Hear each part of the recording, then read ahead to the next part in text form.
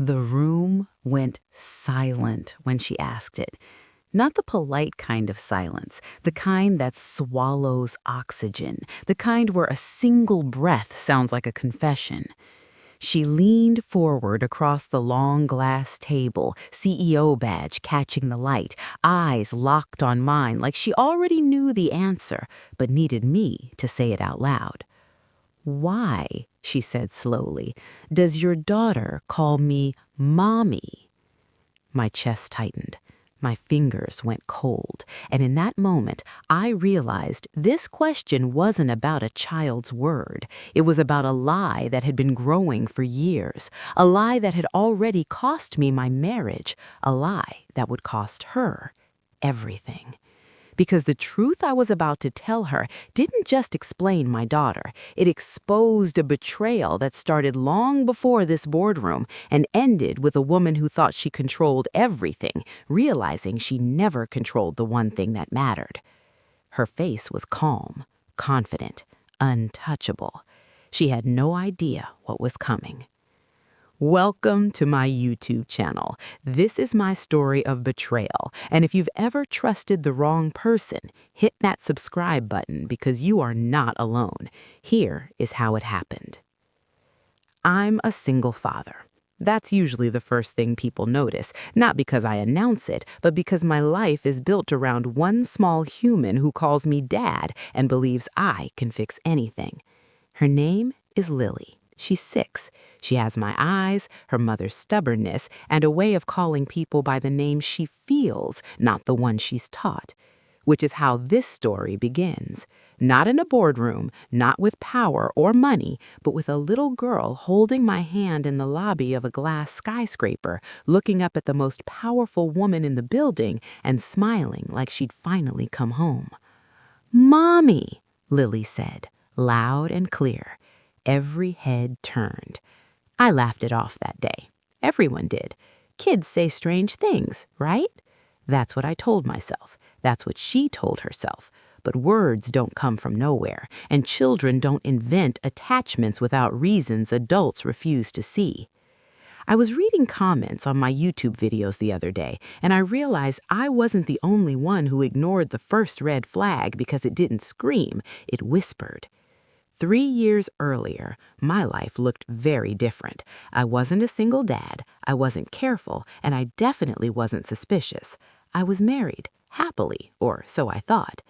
My wife Sarah was brilliant, warm, organized, the kind of woman who remembered birthdays and kept emergency snacks in her bag, just in case. When she got pregnant, I thought I'd won the lottery of life. Then came complications. Doctor visits turned serious, serious turned into bed rest for months, silence between us, not angry silence, but exhausted silence. That's when my company hired a new CEO. Her name was Evelyn. Sharp suits, sharper mind, the kind of leader people followed without realizing they were following. She shook my hand once and remembered my name forever. At first, she was just my boss. Then she became my support. She asked about Sarah, about the pregnancy, about me. When Lily was born prematurely, Evelyn sent flowers. When Sarah struggled with postpartum depression, Evelyn told me to take the time you need. When Sarah started pulling away from both Lily and me, Evelyn was the one who said, "You're doing everything right." I didn't realize how dangerous that sentence was, because when your marriage is fragile, anyone who tells you you're not failing starts to feel like oxygen. Sarah left when Lily was 2. No screaming, no cheating scandal, just a quiet, devastating truth. I feel like a ghost in my own life, and I don't know how to come back. She kissed Lily's forehead, packed a suitcase, and promised to call. She did at first, then less, then not at all. I became a single dad overnight, and Evelyn became closer. She adjusted my schedule without me asking, moved meetings so I could pick Lily up from daycare, let me bring Lily to the office when my sitter canceled. She never crossed a line. That's what made it impossible to see the line disappearing. The first time Lily called her Mommy, she was 4.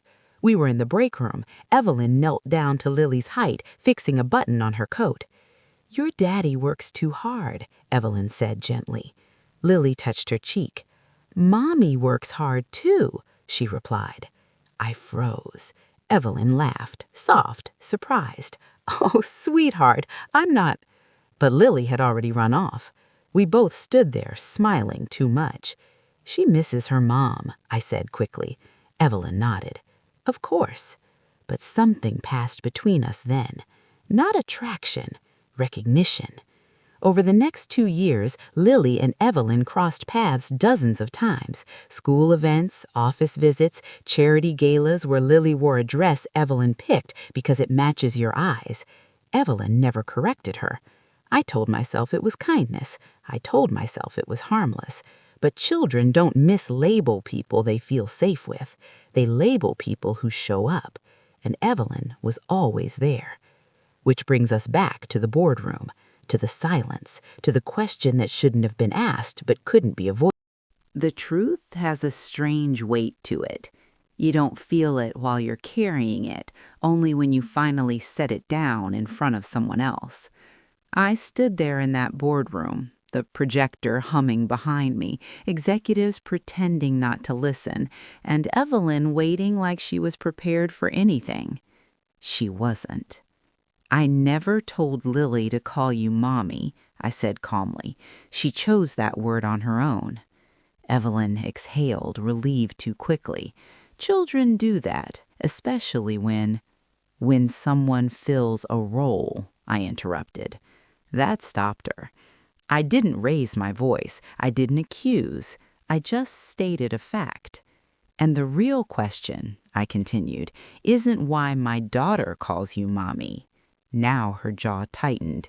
"It's why you never corrected her." Silence again, heavier this time. The board members shifted in their seats. One of them cleared his throat. Someone coughed, but Evelyn didn't look away. She leaned back slowly, folding her hands like this was just another negotiation. "Are you accusing me of something?" she asked. "No," I said. "I'm explaining something." I clicked the remote. The presentation screen changed, but it wasn't my pitch deck anymore. It was a photo. A hospital hallway, dim lighting, old tile floors. Evelyn's face lost color. "That photo," I said, "was taken 6 years ago. You were on the board of trustees at St. Mary's Medical Center." Her voice came out measured. "So was my wife." That was the first crack. Sarah had volunteered there during her pregnancy. It helped her feel useful when her body felt like it was failing her. She talked about the women she met, the donors, the executives who smiled politely and promised support. She mentioned Evelyn once, just once. "She's powerful," Sarah said, "and kind, almost too kind."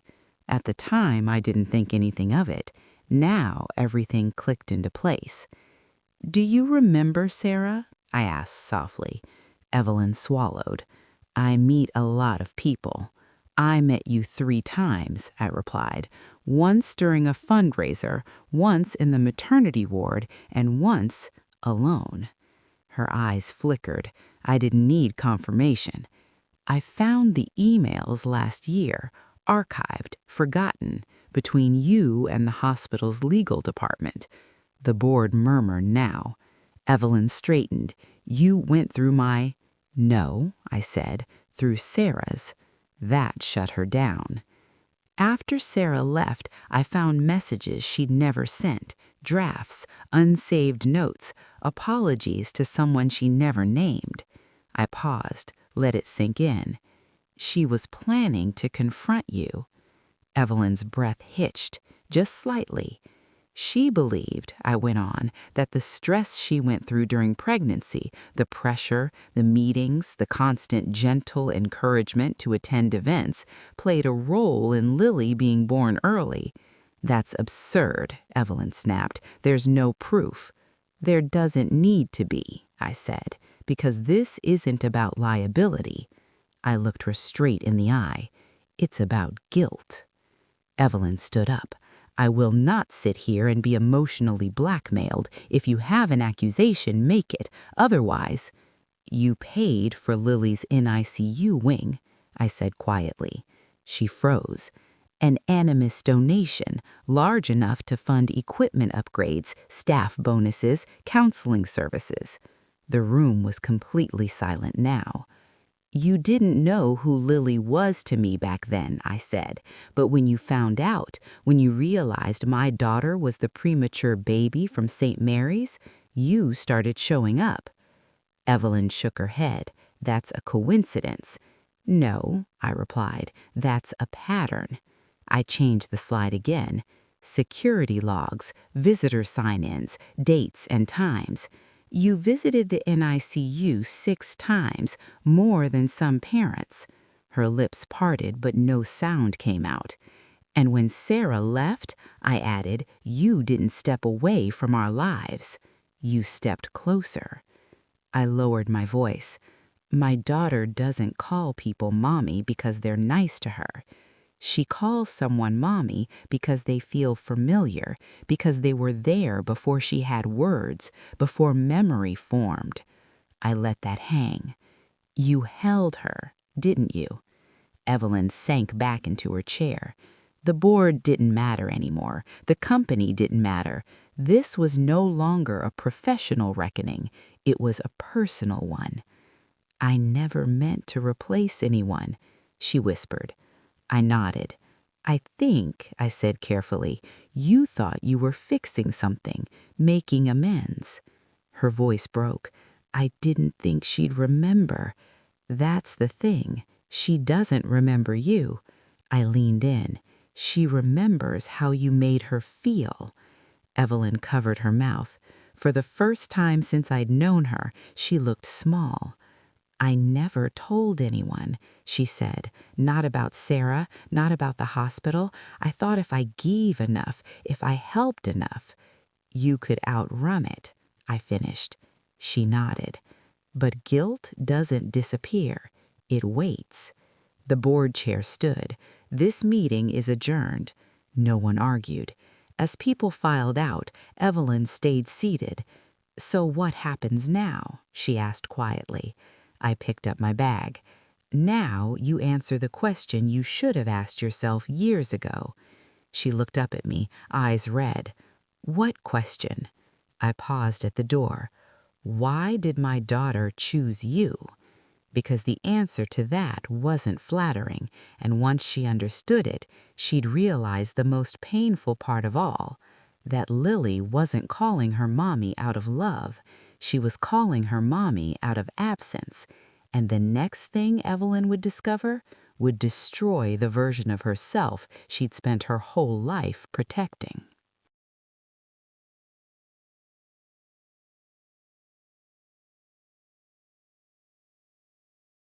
Absence doesn't announce itself. It doesn't knock. It doesn't shout. It settles in quietly, like dust. And before you realize it, it's everywhere.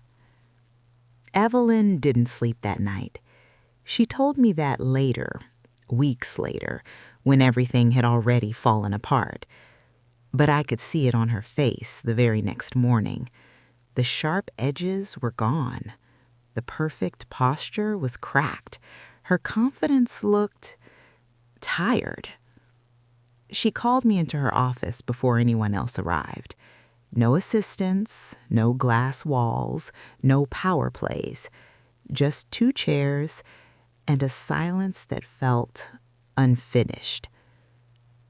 I didn't know she would remember me, Evelyn said, staring at the city below. I told myself she wouldn't. I didn't sit. That's the lie adults tell themselves, that children forget what's inconvenient. She turned. You think I wanted this? I think, I said slowly, you wanted relief. That landed harder than any accusation. When Sarah left, Lily didn't cry. That's the part that scared me the most. She didn't scream for her mom, didn't ask where she went. She just adjusted, started lining up her toys differently, stopped reaching for the door at night, began calling her stuffed bear Mommy instead. Children don't grieve the way adults do. They adapt, and adaptation looks a lot like acceptance until years later when it turns into confusion. Evelyn had been there during that window. Not every day, not consistently, but consistently enough. She showed up when Lily was too young to understand why her real mother wasn't there, but old enough to sense someone was missing. And Evelyn filled the quiet. She liked your office, I told Evelyn. The fish tank, the big windows. Evelyn nodded faintly. She liked drawing. She liked that you listened, I added. Evelyn closed her eyes. I wasn't trying to be her mother, she whispered. I know, I said. You were trying to be forgiven. That was the truth. And the truth doesn't care about intentions. The next few weeks were strange. Evelyn stepped back at work. Formally, visibly, she announced a leave of absence for personal reasons. The board accepted it without question, but the damage was already moving on its own. Rumors don't need proof. They need patterns. And people had noticed how often I'd been called into her office, how Lily knew her name, how that one word, Mommy, had slipped out too naturally. The company started whispering, and whispering turns into knives. At home, Lily changed too. She stopped asking about Evelyn. That worried me more than anything else. One night, as I tucked her in, she looked at me with that too serious expression kids get when they're about to say something important. Daddy, did I do something wrong? My heart broke quietly. No, sweetheart. Why would you think that? Because Mommy doesn't come anymore. There it was. Not Evelyn, not Miss Evelyn, just Mommy. I sat on the edge of her bed. You didn't do anything wrong. Then why did she go away? I swallowed, chose my words carefully. Sometimes grown-ups leave because they're hurting, not because of kids. Lily nodded, processing. Is my other mommy hurting too? That question stayed with me all night. I realized then that I'd been protecting adults from consequences while asking a child to carry confusion she didn't deserve. Something had to change. So I made a decision, one that would force Evelyn to confront the one thing she'd been avoiding her entire life. Not guilt, responsibility. I asked Evelyn to meet me again, not at the office, at the park, the one Lily loved. Evelyn arrived looking nervous, dressed down, hair pulled back like she didn't want to be recognized. She's not here, Evelyn said quickly, scanning the playground. No, I replied. This is just for us. She relaxed slightly. I didn't. You don't get to disappear, not without explaining why. Evelyn frowned. Explaining to whom? To yourself, and eventually to her. Her eyes widened. You can't mean... I mean, I said firmly, that you either step fully out of Lily's emotional life or you step in honestly. No half presence, no convenient affection. That's not fair, Evelyn said sharply. Neither is leaving a child wondering why someone who felt like family vanished. She looked away. You don't understand what it would cost me. I shook my head. You don't understand what it's already costing her. Evelyn didn't answer. Instead, she asked a question that told me everything. What does she remember about me? I didn't hesitate. She remembers that you came. Evelyn closed her eyes, because now she understood. Lily didn't call her mommy because Evelyn replaced Sarah. She called her mommy because Evelyn returned when her real mother didn't. A week later, Evelyn did something I didn't expect. She requested a formal meeting with me. The counselor leaned forward. Evelyn's lawyer shifted in his seat. And I felt that quiet, instinctive warning in my chest, the one that tells you the next sentence will change how you remember the past. "What do you know about Sarah?" I asked. Evelyn didn't answer right away. She rubbed her thumb against her ring finger, a nervous habit I'd seen only once before, years ago, in the hospital corridor outside the NICU. "I know," she said carefully, "why she really left." The room seemed to tilt. "No," I replied, "you know why she said she left." Evelyn shook her head. "I know why she couldn't stay." That distinction mattered more than I wanted it to. Evelyn took a slow breath. "Sarah came to see me 2 weeks after Lily was born. Not at the hospital, at my office." My heart thudded. "She was exhausted, angry, terrified," Evelyn continued. "She said motherhood felt like standing on a stage with no script, while everyone judged her performance." That sounded like Sarah. "She believed Lily's early birth was her fault," Evelyn said quietly, "and she believed I pushed her too far during the pregnancy." I clenched my jaw. "She didn't want money or favors or apologies," Evelyn went on. "She wanted reassurance that she hadn't ruined her child." "And you gave her that?" I asked. Evelyn hesitated. "I told her the truth as I saw it, that she wasn't failing, but she was disappearing." My chest tightened. She felt invisible at home, like she'd already been replaced. The words hit harder than I expected. "Replaced by who?" I asked, even though I already knew. "By the version of you who survived, the one who adapted." I didn't speak. "She said," Evelyn continued, "he doesn't need me anymore. Lily doesn't need me anymore. You all already moved on." That wasn't true. Was it?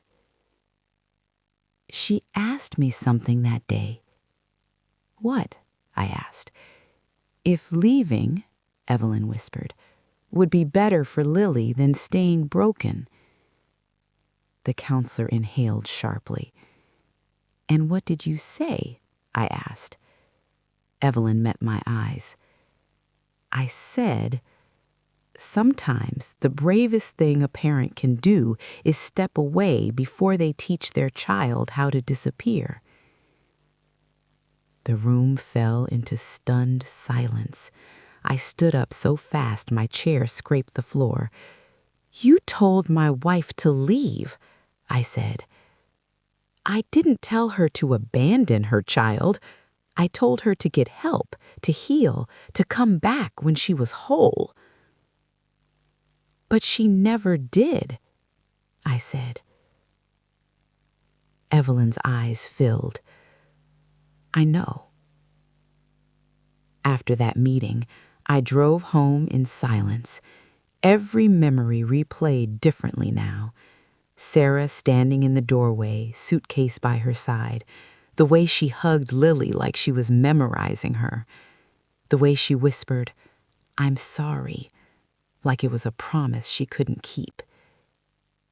That night, Lily slept curled against my chest. I watched her breathe and wondered how many adult decisions had quietly shaped the words she used to understand love. The next morning, I got an email from an address I hadn't seen in years. Sarah. Subject line: I heard Evelyn took a leave. My hand shook as I opened it. I didn't know if I should write. But if she's stepping back, then maybe it's finally safe to explain. I never stopped thinking about Lily or you. I just didn't know how to return without breaking her all over again. My heart dropped into my stomach. She was alive. She was watching. And she knew about Evelyn. We met 3 days later, a cafe halfway between cities. Sarah looked older, thinner, but her eyes were clearer than I remembered. I never stopped being her mother, she said immediately. I just stopped believing I was allowed to be. I didn't interrupt. Sarah didn't tell me to leave. She told me I was drowning and that sometimes people need distance before they can breathe. Then why didn't you come back? I asked quietly. Sarah's voice broke. Because Lily stopped needing me, she said. At least that's what it looked like from the outside. She wiped her tears. I saw the pictures, the events, the woman who showed up when I couldn't. My chest ached. I thought, Sarah whispered, if Lily already had a mommy, maybe stepping back was the least selfish thing I could do. That word again. Mommy. When I told Sarah Lily had been calling Evelyn Mommy, she covered her mouth. I never meant for that, she cried. I know, I said. We sat there, two people bound by a child and years of misunderstanding. She doesn't need fewer adults who care, Sarah said softly. She needs clarity. That word stuck with me. Clarity. I called Evelyn that night. She knows, I said. Evelyn didn't ask who. She's willing to meet. All of us. Together. Evelyn's breath caught. And Lily? She asked. You think you're ready to tell the truth until a child asks for it with trusting eyes and a steady voice. That's when you realize honesty isn't about courage, it's about timing. We didn't rush it. That was the rule we all agreed on. No sudden reunions, no dramatic reveals, no adults unburdening themselves on a 6-year-old who only wanted her world to make sense. The child psychologist helped us plan it like you'd plan a fragile crossing, step by step, no shortcuts. First, reintroduce Sarah as someone safe. Not a mother, not yet, just a familiar presence. Second, redefine Evelyn's role, clearly, gently, without vanishing. Third, let Lily lead with her questions. That last part scared me the most, because kids don't ask the questions adults rehearse answers for. They ask the ones that matter. Sarah came to the park on a Tuesday afternoon. Same place Lily had learned to ride her bike, same bench where she ate apple slices and told me her secrets. I told Lily we were meeting a friend. Is it Mommy? She asked casually, like she was asking about the weather. No, I said softly, but it's someone important. She accepted that. Kids do when they trust you. Sarah stood when she saw Lily. Didn't rush, didn't cry. She crouched down instead, putting herself at Lily's eye level. Hi, she said. I'm Sarah. Lily tilted her head. You look like me, she said. Sarah smiled and something in her face broke open, but she held it together. I've been told that, she replied. They sat on the swings, talked about school, about dogs, about how clouds look like animals if you squint. Sarah didn't reach for Lily. Lily reached for Sarah. When it was time to leave, Lily hugged her without hesitation. "Can you come again?" she asked. Sarah looked at me first. I nodded. "Yes," Sarah said, "if you want me to." "I do," Lily replied. That was it. No lightning, no tears, just the quiet click of something returning to its place. Evelyn came next, not to the park, to our home. She stood awkwardly in the doorway, holding a children's book she'd clearly agonized over choosing. Lily ran to her. "Mom!" She stopped herself, looked up at Evelyn, paused, then said, "Hi, Miss Evelyn." Evelyn smiled, relief and sadness colliding in her eyes. "Hi, Lily." They sat at the table, coloring. Evelyn followed Lily's lead, never correcting, never encouraging. When Lily talked about Sarah, Evelyn listened, didn't flinch, didn't compete. At the end, Lily asked, "Will you still come to my plays?" Evelyn hesitated, then answered honestly, "If your dad says it's okay, I'd like that," she said. "I'd like that." Lily nodded. "Okay." No titles, just truth. That night, Lily didn't fall asleep right away. She stared at the ceiling, fingers tracing invisible shapes. "Daddy, why didn't you tell me about Sarah before?" There it was, the question I'd been dreading. "Because," I said slowly, "I didn't know how to explain something that hurt grown-ups without hurting you." She considered that. "Did it hurt you?" "Yes," I admitted. "Did it hurt her?" "Yes." "Did it hurt Miss Evelyn?" I paused. "Yes." Lily sighed. "Then maybe it was a big hurt." I smiled sadly. It was. She rolled onto her side. "I don't think Miss Evelyn is my mommy," she said quietly. My breath caught. "She feels like—" She searched for the word. "A bridge." "To what?" I asked. "To when Mommy couldn't come and Sarah was far away." I swallowed hard. That's a good way to put it. Bridges are important, but you don't live on them. She turned back toward the wall. That was the night I realized Lily understood more than any of us. The next week, the truth came fully into the open, not in one big conversation, but in small, honest answers. Sarah wasn't a stranger. She was Lily's mother, a mother who had been sick, a mother who had needed help, a mother who had come back. Evelyn wasn't mommy. She was someone who cared, someone who stayed when staying mattered, someone who knew when to step aside. And I was the one who had tried to hold it all together without letting anything fall. The first time Lily called Sarah mommy again, it was quiet. No audience, just the two of them baking cookies.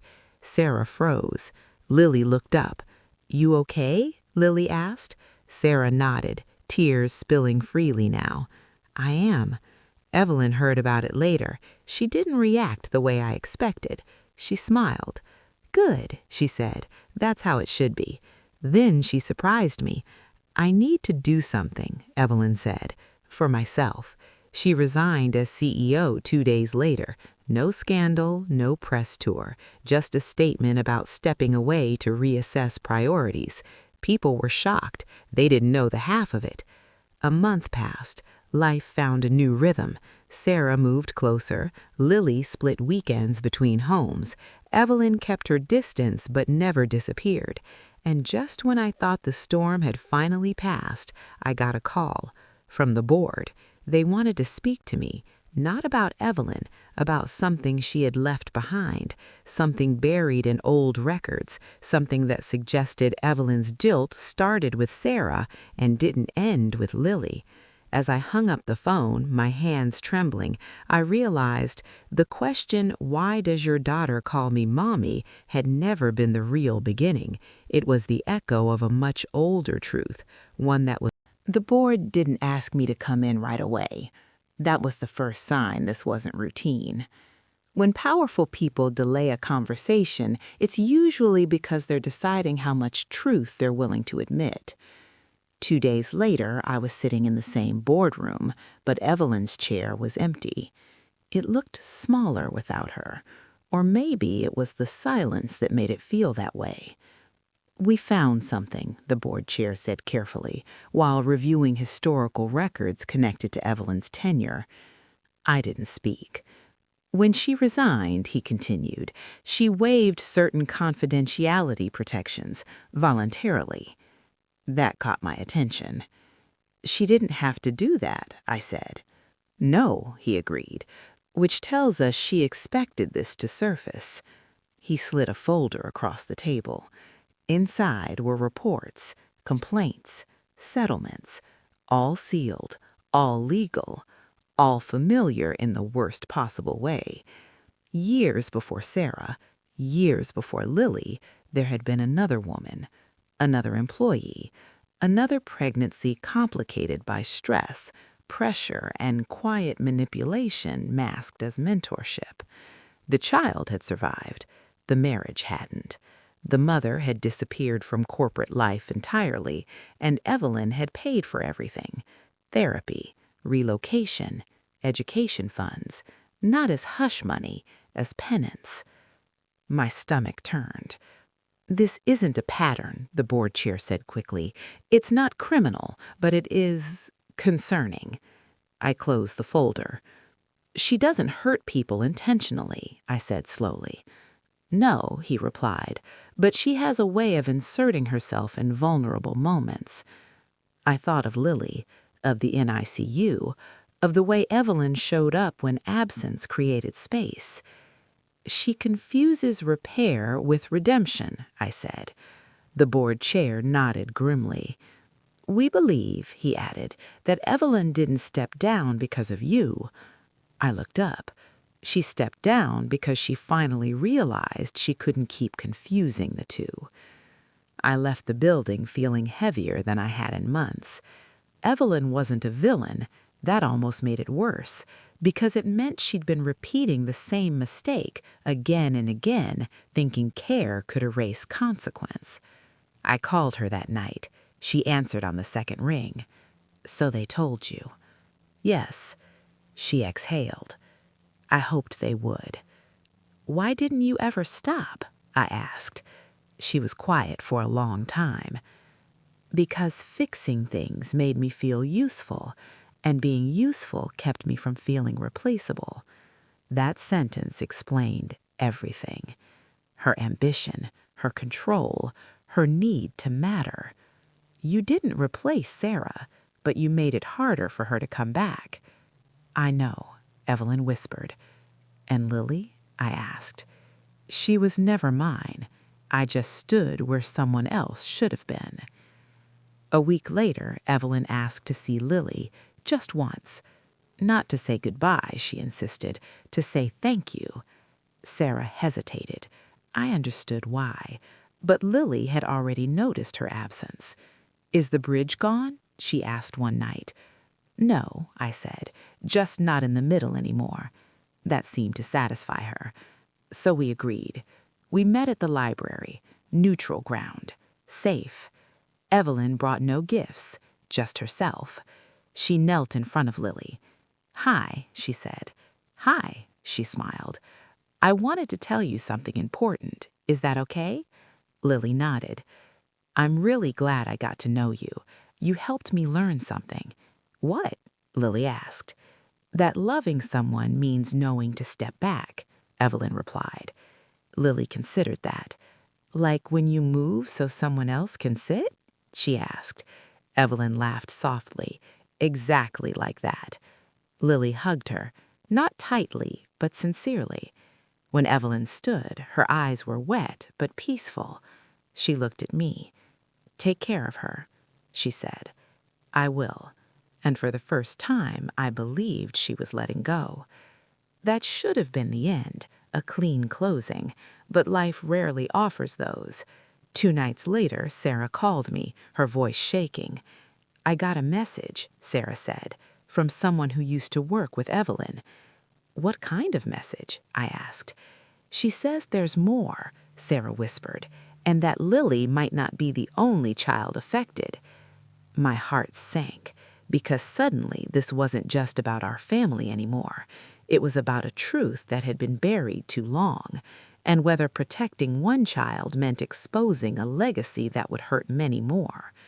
As I stared out the window with Lily asleep behind me, I knew the next step would be the most dangerous one yet, not for our hearts, but for the truth. The message arrived at 2:14 a.m.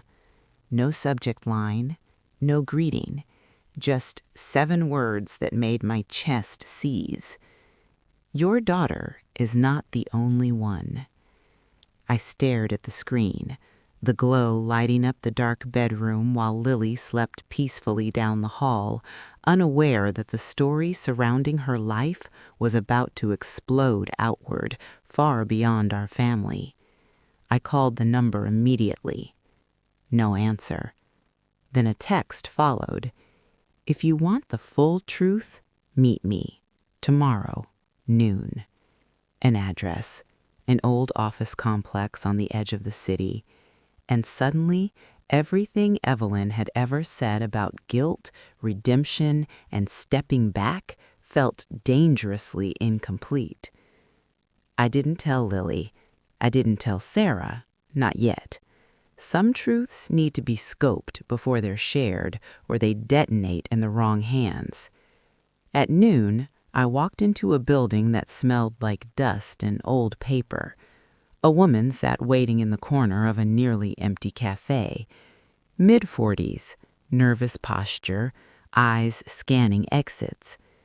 You're her father, she said before I spoke. Yes, she nodded. I worked under Evelyn 15 years ago. I sat. Continued, my name is Claire, and I'm the reason you're here. Claire told me everything, about a pattern no one had ever named out loud. Evelyn had a habit, subtle, almost invisible, of attaching herself to women at their most vulnerable moments. Not romantically, not illegally, emotionally. Pregnancy, divorce, breakdown. Evelyn became indispensable. Flexible schedules, private encouragement, quiet influence over decisions that felt supportive but slowly reshaped lives. She never forced anyone, Claire said quickly. That's important. She just leaned. Claire swallowed. And when things fell apart, she paid, fixed, smoothed it over. I clenched my fists. How many? I asked. Claire hesitated. At least 4, she said, that I know of. 4 families, 4 children, 4 absences shaped by the same invisible hand. Why tell me now? I asked. Because she's gone, Claire replied. And when people like Evelyn step away, the silence becomes dangerous. Dangerous how? Claire leaned forward. Because the board is preparing to erase her, legacy management, controlled narrative. My pulse pounded. And Lily? I asked. She's the anomaly, Claire said quietly, the first child who named Evelyn's role out loud. Mommy. That word again, no longer innocent, a label that cracked a system wide open. I left the cafe knowing I was standing at the edge of something massive. If I stayed quiet, Lily would be safe, but the cycle would continue. If I spoke, everything would burn, including Evelyn. That night, Evelyn called me. I hadn't told her about Claire. She said calmly, I hear the board's circling. I replied, they're going to clean this up. Yes, she said, they always do. I said, and you knew this could happen. Yes. And you still stayed silent. I stayed because I was afraid, Evelyn admitted, afraid that if I spoke, I'd become the villain instead of the warning. Silence stretched between us. Then she said the words that changed everything. I think Lily saved me. My throat tightened. She asked the question no adult ever did, Evelyn continued, and once it was asked, I couldn't unhear it. Then help me, I said. There was a pause, then, "Tell me what you need." The next morning, Evelyn did the unthinkable.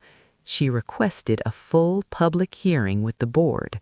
No lawyers, no filters, no conditions. By noon, the room was packed. Executives, HR, legal, and me. Evelyn stood at the center of the table, not at the head. That alone sent shockwaves. "Here to speak without protection," she said clearly. The board chair tried to interrupt. She raised a hand. "No," she said, "this ends today."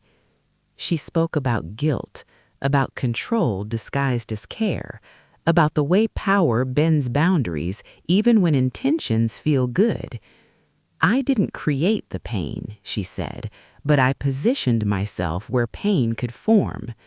The room was frozen. And when children like Lily filled the gaps adults left behind, I accepted affection I hadn't earned. My chest ached. "I am stepping forward," Evelyn concluded, "not to defend myself, but to stop the pattern." She looked directly at me. "And to apologize to a child who should never have had to name what adults refuse to face." The board was silent. Then chaos. Legal voices, raised tones, damage control. But it was too late. The truth had air. That evening, Lily sat beside me on the couch drawing quietly. "Daddy, are you mad at Miss Evelyn?" she said suddenly. "No," I replied honestly. "Are you proud?" I blinked. "Why would you ask that?" "Because grown-ups look different when they're scared but doing the right thing," Lily said. I pulled her close. "Yes," I said softly. "I'm proud." She smiled. Then she said something that broke me open. "I think Mommy would be proud too." Sarah heard about the hearing that night. She didn't cry. She just nodded. Then maybe this is where it finally stops. But the climax hadn't finished. The next day, reporters called. Stories surfaced. Other parents came forward. And one final message arrived, this time from the board. "We need you present." "For what?" I asked. "For the question everyone is now asking. The same question that started it all. Not why Lily called Evelyn Mommy, but who allowed her to need to?" As I looked at my daughter, safe, loved, finally grounded, I knew the answer would change more than one life, and once spoken publicly, there would be no going back.